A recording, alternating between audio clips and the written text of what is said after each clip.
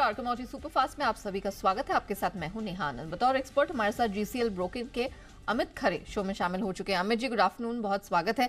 पहले जरा मेटल्स पे फोकस कर लेते हैं। ये फरवरी का महीना भी खत्म हो गया और हमने देखा है कि ऑल इन ऑल मेटल्स के लिए अगर देखा जाए तो ये काफी ठंडा, काफी नेगेटिव साबित हुआ है। लेकिन आज हम देख रहे हैं महीने के आखिरी कारोबारी दिन निचले स्तरों से कुछ रिकवरी मेटल्स में, कॉपर में, एल्यूमिनियम में, जिंक में जरूर देखने को मिली है।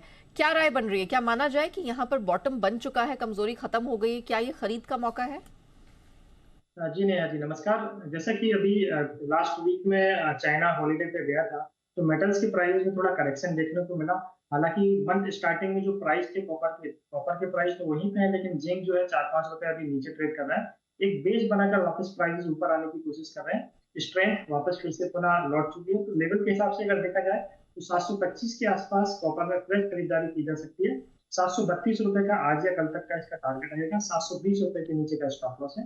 वहीं पे जिंक की अगर मैं बात करूं तो 213 रुपए के आसपास इसमें एक फ्रेश का ट्रेडर्स ले सकते हैं। 211 रुपए के स्टॉप लॉस के साथ आज या कल के लिए 217 रुपए टारगेट इसमें रख सकते हैं। ओवरऑल एक बेस फॉर्मेशन मेटल्स में बनता हुआ दिखाई देता है जी। ओके, और हमने क्योंकि गिरावट भी यहाँ पर अच्छी खासी आते हुए देखी है, तो अब बेस फॉर्मेशन होता हुआ दिखाई दे रहा है। और आज के सत्र में कॉपर और जिंक पे फोकस करके चले। अच्छा, चांदी का क्या? क्योंकि चांदी की कीमतों में देखा जाए तो हमने जिस तरह का प्राइस मूवमेंट देखा है, एक दायरे में बंद कर रह गए। और सिर्फ ये चांदी की हालात नहीं है, सोने की भी अगर बात करें तो हम देख रहे हैं कि नीचे $2000 और ऊपर $2050। ये हमने देखा है कि इस साल की अब तक की पूरी कहानी जो सोने के लिए वो इसी $50-60 में सिमट कर रह गई, और चांदी का भी कुछ कुछ यही हाल है। तो ये अब अपना दायरा तोड़कर कब निकलेंगे और आज क्या करना है, ये बताइए। बिल्कुल नेहा जी, गोल्ड सिल्वर काफी टाइम से एक रेंज बाउंड चल रहे हैं। सिल्वर के कंपैरिजन में गोल्ड थोड़ा सा स्ट्रॉन्ग है, क्योंकि अभी एक्सपायरी इफेक्ट भी सिल्वर में देखने को मिला। करेक्ट। 5-7 दिनों से प्राइसेस सिल्वर के कंटिन्यू डाउन हो रहे हैं, लेकिन गोल्ड एक स्टेबल बना हुआ है काफी टाइम से। लेवल के हिसाब से अगर मैं बात करूं तो इंट्राडे के लिए 62,200 के करीब गोल्ड आएगा। अप्रैल फ्रेश खरीदारी का ट्रेड ट्रेडर्स को लेना चाहिए। 62,500 का लक्ष्य रखें। 62,000 रुपए के नीचे का एक स्टॉप लॉस मेंटेन करें। सिल्वर में भी 70,600 के करीब एक फ्रेश खरीदारी की जा सकती है। 70,200 रुपए के नीचे का स्टॉप लॉस लगाकर 71,300 रुपए के टारगेट इंट्राडे में दोनों ट्रेड इंट्राडे के लिए लिहाज से। ऑलराइट, अब थोड़ा एनर्जी कमोडिटीज की तरफ बढ़ते हैं। हमने देखा है कि जो सबसे खराब प्रदर्शन अगर नॉन एग्री स्पेस में या ओवरऑल कमोडिटी मार्केट में देखा जाए तो वो नेचुरल गैस का रहा है। इस महीने में ही 11-12% के मंथली करेक्शन यहाँ देखने को मिले हैं। क्या माना जाए, अब जो हाल फिलहाल में हमने देखा है कीमतों में एक बार फिर से सुधार अंतर्राष्ट्रीय बाजार में देखने को मिली, जिसका रिफ्लेक्शन एमसीएक्स पर भी दिखाई दे रहा है। क्या माना जाए, अब ये खरीद का मौका है? एक्यूमुलेशन डिप्स पे बनती है? जी नेहा जी, नेचुरल गैस के प्राइसेस ने इस बार ट्रेडर्स को काफी निराश किया है।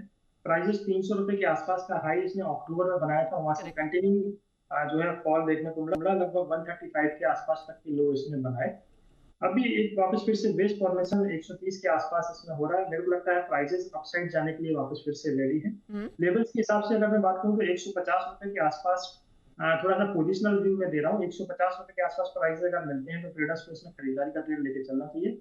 170 से लेके 180 तक के टारगेट इसमें रखे जा सकते हैं। करंट मंथ एक्सपायरी में 140 रुपए के नीचे का इसका स्टॉप लॉस लेके चले। ओवरऑल ये पूरे मंथ का व्यू मैं बता रहा हूँ। ओवरऑल काफी स्ट्रॉन्ग चार्ट वापस फिर से इसमें बनता हुआ दिखाई दे रहा है। 200 तक के टारगेट भी मेरे को लग रहा है इस एक्सपायरी में इसमें देखने को मिल सकता है। ओके, तो एक कमबैक वाली स्टोरी हम कह सकते हैं कि नेचुरल गैस में बनती हुई दिखाई दे रही है, तो इस पर जरूर फोकस करें। ऑफ कोर्स वो जो लेवल्स वहां अमित जी ने दिए हैं वो पोजिशनली यहाँ ज्यादा वैलिड होते हैं।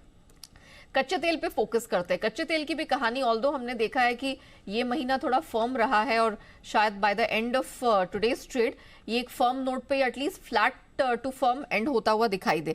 लेकिन यहाँ पे भी दायरेबंद ट्रेड दिखा है। अगर हम इसकी फरवरी की रेंज देखें या इस साल अब तक 2 महीने की रेंज देखें तो नीचे $77-76 और ऊपर 84 को पार करना इसके लिए दिक्कत का सबब रहा है, और फैक्टर्स दोनों तरफ के रहे हैं यहाँ पर हावी।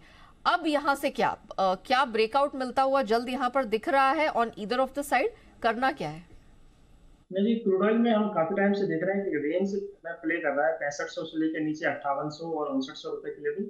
फरवरी की स्टार्टिंग में ही इसने लगभग 5952 के आसपास का लो बनाया था, और कल इसने एक फरवरी का हाई बनाया 6600 के आसपास का। वहां से इन्वेंट्री थोड़ा सा इसका नेगेटिव आई, तो एक करेक्शन प्राइसेस में देखने को मिला। कल का इसका जो कैंडल इसने बनाया है, टेक्निकली मैं बात कर रहा हूँ, थोड़ा सा नेगेटिव बनाया है। इन्वेंट्री भी थोड़ा सा बढ़ के आई है। तो अगर ट्रेडिंग के लिहाज से देखा जाए तो 6530 रुपए के आसपास इसमें एक करेक्ट बिकवाली का ट्रेड इंट्राडे के लिहाज से करना चाहिए। 6600 रुपए के ऊपर का एक स्टॉप लॉस लेते चले। 6420 रुपए तक के इसके टारगेट इंट्राडे में। ओके, तो जो लेटेस्ट हम देख रहे हैं कि लगातार यहाँ पर इन्वेंट्रीज 5 हफ्तों से बढ़ के आ रही हैं अमेरिका में, उसका एक इम्पैक्ट है। ऑफ कोर्स डॉलर इंडेक्स भी फर्म नोट पर दिखाई दे रहा है, तो ये दोनों तरफ से अपनी छाप छोड़ रहे हैं, प्रेशर दिखाई दे रहा है। Thank you so much Amit ji हमारे साथ जुड़ने और बताने के लिए कि नॉन एग्री कमोडिटीज में कहाँ कहाँ है कमाई के मौके। इसी के साथ हम शो ही रैप अप करते हैं, लेकिन बने रहिएगा जी बिजनेस के साथ। ब्रेक के उस पर आपके लिए लेकर आएंगे न्यूज लाइव।